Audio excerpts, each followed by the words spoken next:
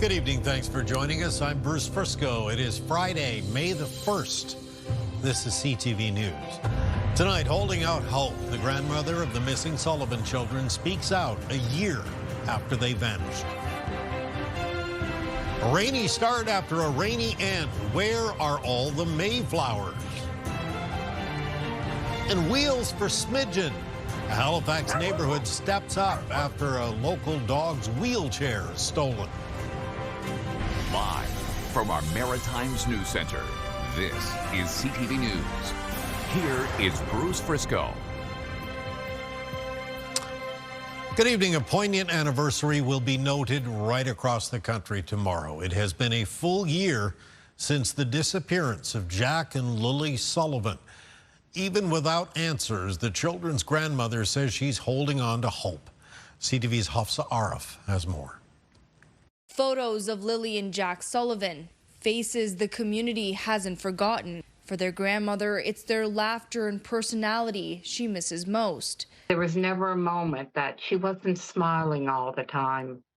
And Jack reminded me of my son. Jack was more serious. So much remains uncertain since 6-year-old Lily and 4-year-old Jack Sullivan went missing. That has made the last year even more difficult for Belinda Gray. Disbelief that 2 children living on a property with 3 adults and nobody knows what happened to them.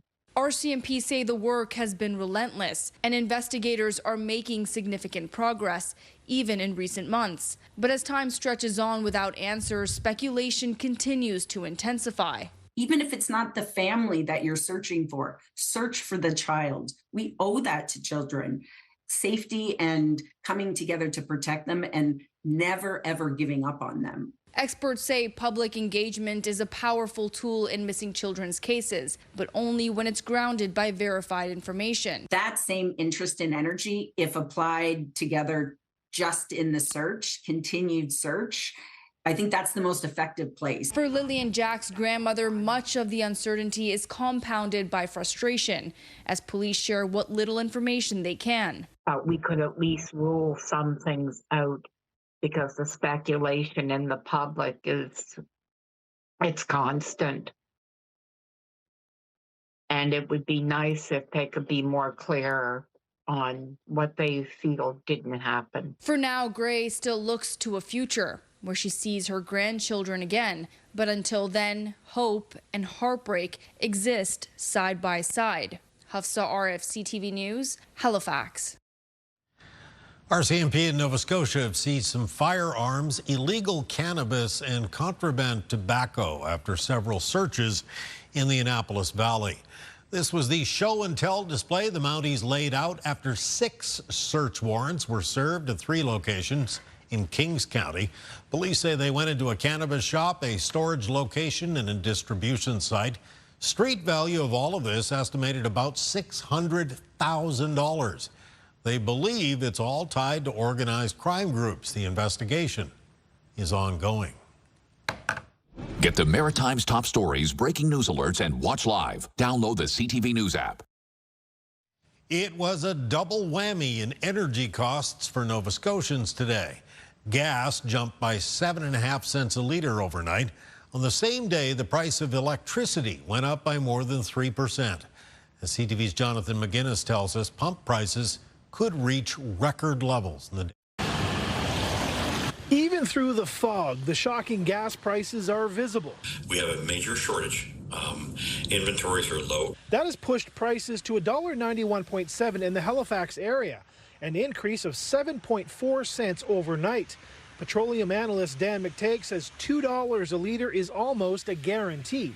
It just might not happen in the next few days, but more likely by the end of next week, I would expect that prices are going to have to reflect the reality of a severe oil shortage globally. 1 year ago, regular self-serve gas was selling for $1.39.4, almost 52.5 cents less than today. It's really unfortunate. I mean, I'm lucky enough that I go to school 15 minutes away. I can walk, and work's pretty close by, but honestly, yeah, driving is now the last resort for me. Gas isn't the only new increase Nova Scotians have to budget for. Nova Scotia Power's rate hike for domestic service jumped by 3.1%. Another increase of 3.9% will happen on January 1st, 2027. Too much, according to Premier Tim Houston. A statement to CTV reads in part, "I don't agree with the increase. I fought against the increase. I showed the board why the increase is not acceptable." There's a lot of expenses already, and it's a little bit unfortunate that another one like this has to be going up. As for gas prices, Dan McTagg anticipates we will pass the all-time high in Nova Scotia of $2.08 a litre by the May 24th weekend. Jonathan McGuinness, CTV News, Halifax. Well, this morning was one of the last at Fredericton's homeless shelters after a temporary approval was not extended. CTV's Nick Moore has the details. So yeah, today is it. We've run out to the end of our zoning exemptions. Warren Maddox is the executive director of Fredericton Homeless Shelters, Inc. The shelter at the exhibition grounds had a low barrier aspect, which made it a different model than some of the other temporary shelters in Fredericton. Most other shelters require a level of sobriety, but this shelter was equipped to welcome individuals with active addictions with 24-hour security on site and trained staff. Maddox says that is one real disappointment with the shelter now shut down because it served as an opportunity to do outreach with individuals who are not typically in a shelter setting. With some of these guys that we were working with, they've been homeless for a long, long time. So it takes a little bit of time to get them back into a trust mode. In a statement today, Fredericton City Hall says that homelessness is a provincial responsibility, adding that it is committed to working with the provincial government to find a long-term solution. Maddox says there were attempts to try and find another location for the low barrier shelter, but that there were challenges in getting proper zoning from City Hall. Maddox says that some people who were staying at the shelter will now go into wooded areas, but the majority of people will now be around the downtown core. You've got people that are going to be sleep deprived. They're probably going to be using meth, which is even worse. So you've got people that are going to be, not in a good place mentally or physically, and they'll be downtown. That's where they're going to be. Nick Moore, CTV News, Fredericton. Well, the weather wasn't the only thing raining on the party at the Old Triangle in Halifax. Popular Pub was about to start building its summer patio, but had to cancel those plans when the city ripped up the sidewalk last week and then left the job unfinished. It's a lot of logistics building a patio in downtown Halifax. So yeah, we were going to start Tuesday morning, and now we don't know when we're going to start because we haven't been able to. The last I heard, this project was going to be completed 2 days ago. We had intended to get the work done before patio construction could take place. Just unfortunately, the timing didn't line up this time. I believe there may have just been a bit of a miscommunication or a scheduling. One team moved faster than expected, basically. As for the work going untouched since Monday, Fulton says staffing shortages are likely to blame, but says construction work will ramp up everywhere with the warming weather. The union representing thousands of healthcare workers in Nova Scotia is calling for a delay in the rollout of a new digital health record system. The health authority, though, says it will go ahead as planned next week. CTV's Jesse Thomas has more on that. The Nova Scotia General Employees Union is raising concerns as the Provincial Health Authority moves ahead and on schedule with the next phase of the rollout with the one person, one record digital healthcare system. Members are concerned that the training they've received is not adequate to deliver patient care. A union survey of nearly 300 IWK employees went out last month and found that most respondents reported high stress with the rollout, citing a lack of training, while others shared concerns around patient safety. One person, one record was first rolled out at the IWK in December, and staff said there were some lessons learned, but stress they are ready to go live on May 9th in the Central Zone. While it's a major shift away from the paper system, the health authority says 24/7 supports for staff will be there as the digital system goes live. Patient safety is our #1 priority. When we go live with something very new and different in the healthcare system, there are lots of supports around them. One person, one record is expected to be fully in place across all health zones by the end of the year. Jesse Thomas, CTV News, Halifax. New Brunswick government is extending its agricultural veterinary services until March of next year.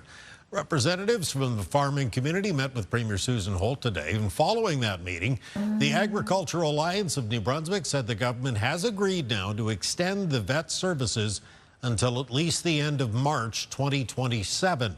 The province had announced it planned to privatize the vet service over the next 3 years when it released the budget in March. Rare bit of good news for one of the world's rarest whale species tonight. There are more right whale babies this spring. 23 calves have reportedly been born this season. That's the most in a number of years.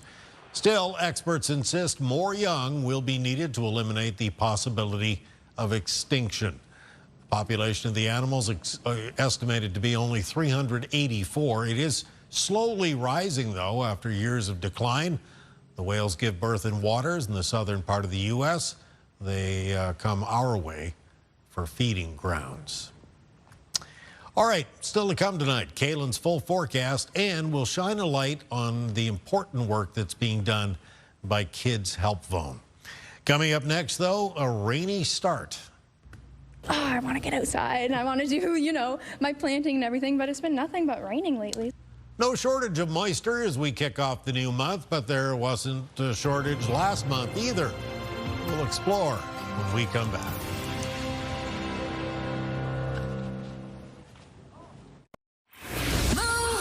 Mornings with Aaron and Peter. Join us Monday morning at 7 as we kick off the brand new $1,000 Minute Jackpot Edition. Where there's even more money to be won if you can take a chance.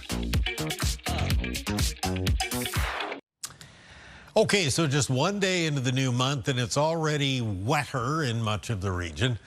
After a rainy, dark April, it has a lot of Maritimers dreaming about sunny skies and warmer weather. CTV's Avery McCrae talked to some of them.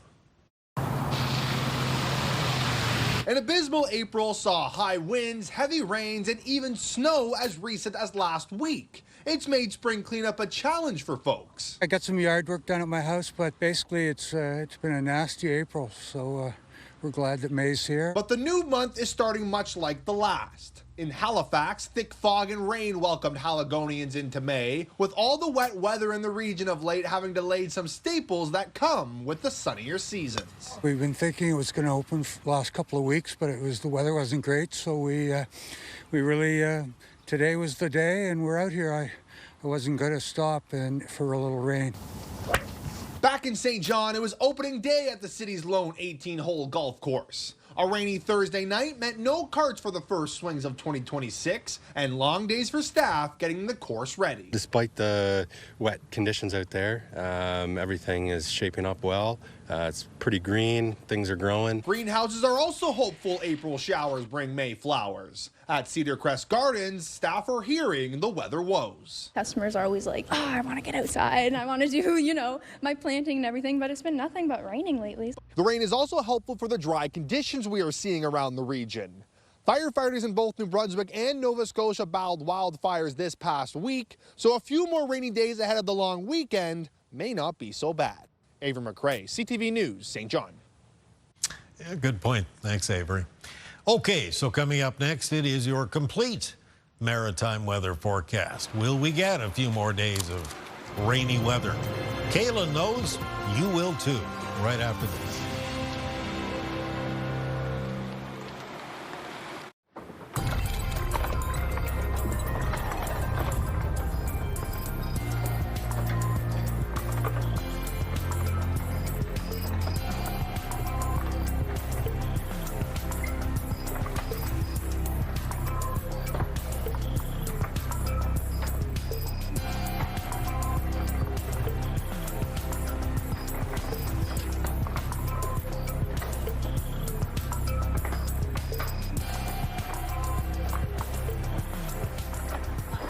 Friday night, 1st of May, I feel like we're going to need a couple of days to wring out all of our clothes and squeegee off everything that needs squeegeeing. Well, that's a problem because we don't have a couple of days. Oh, really? We have one day. Okay. And then the rain returns on Sunday. Is that right? Yeah, that's right. So well, that's the quickest forecast I think I've ever seen. Yeah, make the most out of Saturday. It's the fairest weather day on the weekend because, yeah, a second system is on its way in for Sunday. It's going to return wet weather to the Maritimes. Taking a look at our weather systems map, the current system is pretty slow-moving weather front, brought its way in from the west, brought rain across the region for today. Still waiting for the last of that rain to maybe exit a few of the most easternmost parts of the Maritimes tonight, and that includes Cape Breton, but even Cape Breton should be free and clear of the rain as we head to the start of the day for tomorrow. Any fog patches around the Maritime Saturday morning will be dissipating as we move into the afternoon, which will be a mix of sun and cloud. The most cloud cover increasing in western areas of New Brunswick and will be accompanied by a low chance of a couple of showers. Now, winds in the forecast for tomorrow are mostly going to be westerly. They'll be out of the west and southwest for the province of New Brunswick. They'll be out of the west for Prince Edward Island, out of the west and northwest for eastern areas of Nova Scotia, and then sort of westerly for western parts of that province. They'll be sustained 10 to 20 kilometers per hour. They'll have some gusts between 20 and 40. Low temperatures in the forecast for tonight around the Maritimes will be falling into a range around the low to mid-single digits. And then high temperatures in the forecast for Saturday, well, these are pretty pleasant. They'll be mostly around the low to mid-teens, so 12 to 16 degrees across northern New Brunswick, including 16 at Miramichi, 15 for Fredericton for tomorrow, 14 at St. Stephen, 11 at Campobello, and 12 at Grand Manan, 12 at St. John, and then 16 degrees for Moncton in the southeast. For Prince Edward Island, high temperatures tomorrow, 15 degrees at Tignish, 14 at O'Leary and Summerside, 15 at Cavendish, and 14 at Charlottetown, and 12 at St. Peter's Bay, Montague, 10 at Surrey. In Cape Breton tomorrow, most of the high temperatures between 8 and 12 degrees, around the mid-teens for the north shore of mainland Nova Scotia. On the eastern shore, the highs between 11 and 14. Amherst for tomorrow near 15. Same thing goes for Truro, and for the city centres, Halifax and Dartmouth, near 12 for Chester and Lunenburg. Liverpool and Shelburne tomorrow with highs near 15, 12 for Yarmouth, and in the Annapolis Valley, most of the high temperatures 14 to 16 degrees. In the extended forecast for New Brunswick, well, there's the rain for Sunday, but in behind it, a couple fair weather days to start off next week. Tuesday and Wednesday actually looking like they could be on the warmer side for the Maritimes. Rain will be possible on Thursday, and then after that, a chance of some showers on Friday. That period of wet weather for the end of next week. Temperatures coming down, of course. For Nova Scotia, the forecast, some rainy and gusty conditions developing during the day on Sunday. Most of that rain, though, clearing through Sunday night. That leaves a mix of sun and cloud for Monday and Tuesday of next week. Temperatures turning warmer for Tuesday and Wednesday. Rain then possible Thursday into Friday. And for Prince Edward Island in the forecast, we've got rainy and gusty weather developing sort of late in the day on Sunday. And then most of that rain clears through Sunday night. So in behind it, a mix of sun and cloud through the start of next week. The next chance of rain after that is looking like it's going to be on Thursday, followed by a chance of showers on Friday. Bruce. Okay, thanks, sir. Wake up weather is still to come. Stay with us. We'll be right back.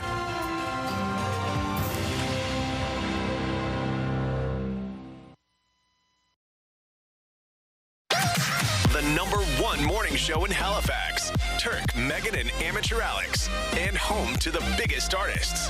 Halifax's #1 hit music station. 101.3 Virgin Radio. Pretty well documented, it is harder than ever to be a kid these days. From social pressures to social media, too many young people feel isolated and unheard. That is where Kids Help Phone tries to help. As CTV's Vanessa Wright shows us tonight, the 24/7 mental health service talks to children in crisis each and every day. Kids Help Phone has been a source of comfort for millions of Canadians since it launched in 1989. That's still the case in 2026. We have seen a real consistent demand for Kids Help Phone's 24/7, anonymous, confidential e-mental health services. The data shows young people interacted with Kids Help Phone more than 3.7 million times in 2025. That includes more than 273,000 text conversations, a 30% increase year over year. The data also revealed a 43% increase in suicide-related interactions among children aged 12 and under. It's really depressing and really sad to hear that. It seems to be like happening more and more. And I mean, the younger generation, even our generation, under a lot of pressure. I've been on this journey for about 2 years myself now, and I've overcome a lot, and I've hold a very strong place in my heart for children who suffer with mental health because I know how damaging it can be. Last year, Kids Help Phone supported more than 116,000 young people in Nova Scotia alone. 38% of Nova Scotia youth reached out about anxiety and stress. 34% needed relationship support, 28% for depression, 25% about suicide, and 19% needed help with isolation. BMO's Walk So Kids Can Talk event returns this Sunday, with thousands expected to participate in walks across the country, including here in Halifax. Vanessa Wright, CTV News, Halifax. Thank you, Vanessa. Time for one final break. Tonight, coming up, a community steps up to help a little dog with mobility issues. First, though, it's your wake-up weather. Here's a live look at Lunenburg on this Friday night. Currently 8 degrees. Kaylin Mitchell's weekend forecast coming up next.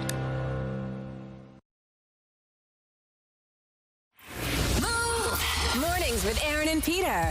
Join us Monday morning at 7 as we kick off the brand new $1,000 Minute Jackpot Edition. Where there's even more money to be won if you can take a chance.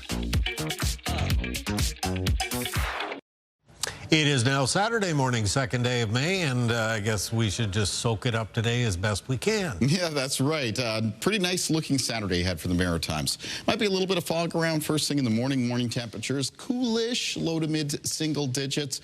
Moving into the afternoon, any fog that is around the region will be dissipating. The afternoon high temperatures mostly around the low to mid teens. Now there will be some cloud cover that increases from the west of the region, and that'll be accompanied by a low chance of some showers for parts of the west of New Brunswick. Bruce. Thank you, Kaylin. Have a good weekend. Well, a small dog is well known in her neighborhood in Halifax because she's always rolling down the sidewalk in her wheelchair. But that has not happened a lot since the device was stolen. As CTV's Stephanie Seacos tells us tonight, the community, though, is already stepping up to help. Smidgen sometimes needs a little extra help getting around, but she manages well on her own. 6 years ago, she was left paralyzed from the waist down. She's been in a wheelchair ever since then, but as soon as she was out of pain, she never slows down. She just goes and goes. Smidgen is now 10 years old.